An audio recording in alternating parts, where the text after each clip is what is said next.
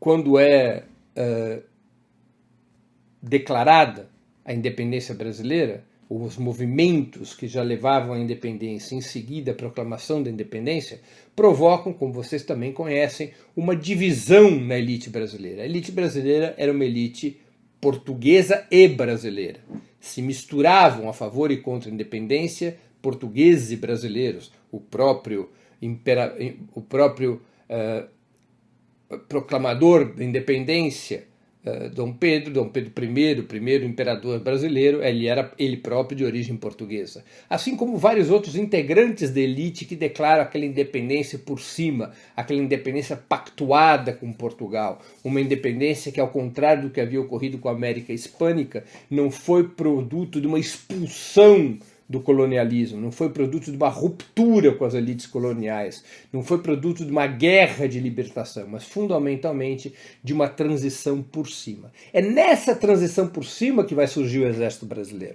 O Exército Brasileiro vai desempenhar dois papéis importantes. Primeiro, ele tem um protagonismo na chamada Guerra Luso-Brasileira, que alguns mais euforicamente chamam de Guerra da Independência, que foram os anos seguintes à proclamação da independência, a luta contra os grupos colonialistas ainda inseridos em alguns estados do país que não aceitavam a independência brasileira perante a Portugal. Eram grupos, repito, formados por brasileiros e portugueses, por portugueses e brasileiros. Assim como do outro lado também havia entre os independentistas portugueses e brasileiros. Se mesclavam as nacionalidades. Era muito mais um embate dentro da própria elite colonial do que propriamente uma confrontação entre nacionalistas e colonialistas, como havia ocorrido nos países vizinhos ao Brasil. O Exército vai desempenhando, portanto, esse papel daqueles defendendo ou interpretando ou representando aqueles setores da oligarquia nacional que desejavam a independência perante a Portugal, combatendo os demais setores que contra essa independência se postavam. Então essa foi uma primeira tarefa que leva à constituição do Exército Brasileiro.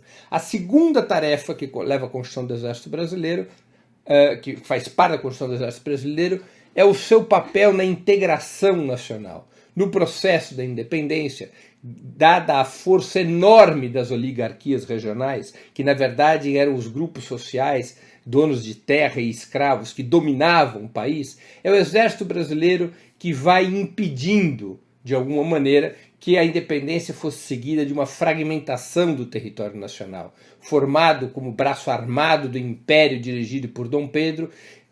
O Exército vai impondo aos setores dissidentes das elites a nova formação política do país. Um país formalmente independente de Portugal, um império centralizado, mas com muita margem de manobra, muita autonomia para as oligarquias regionais, como é próprio da história do Brasil, desde o início da colonização e até hoje. As oligarquias regionais, especialmente as oligarquias da terra, mantêm muito poder e autonomia, como todos vocês sabem. E o Exército vai se formando vinculado a essas oligarquias regionais. Um pé no Império Central, um pé nas oligarquias regionais. Isso está na alma mater, na Constituição do Exército Brasileiro. Tanto é assim que nos seus inícios, o Exército Brasileiro era dividido em duas partes. A chamada primeira linha, que era o Exército Imperial, o Exército Centralizado, comandado por Dom Pedro, e a segunda linha, que era a Guarda Nacional. E a Guarda Nacional era comandada nas distintas províncias pelos donos das terras e dos escravos, chamados de coronéis. Eles eram coronéis da Guarda Nacional. Eles chefiavam tropas diretamente integradas à representação dos seus interesses, dos interesses dos donos das terras e dos donos de escravos. Isso era o Exército Brasileiro. Uma primeira linha, o Exército Imperial. A segunda linha, a Guarda Nacional, comandada pelos oligarcas. Isso vai ser um traço marcante na história do Exército Brasileiro, assim como do Estado Nacional, o peso das oligarquias regionais.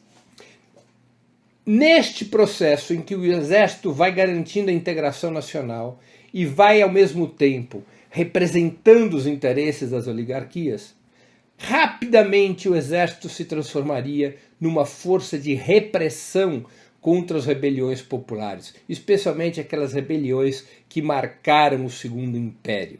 Rebeliões, ora contra a monarquia, ora contra o centralismo, ora contra o excesso de impostos, ora até mesmo a favor da abolição da escravatura. Ou seja, era o conjunto das rebeliões do Segundo Império que representavam dois tipos de contradição. A contradição entre as próprias elites, das elites mais liberais e democráticas e nacionalistas contra as elites mais oligárquicas, mas em muitos momentos também a rebelião do povo contra as elites, uma rebelião na qual o povo se aliava com as elites mais democráticas. Foi numa dessas rebeliões, a Balaiada do Maranhão, que fez fama o Duque de Caxias, patrono do Exército Brasileiro. Fez fama por reprimir sanguinariamente a Balaiada.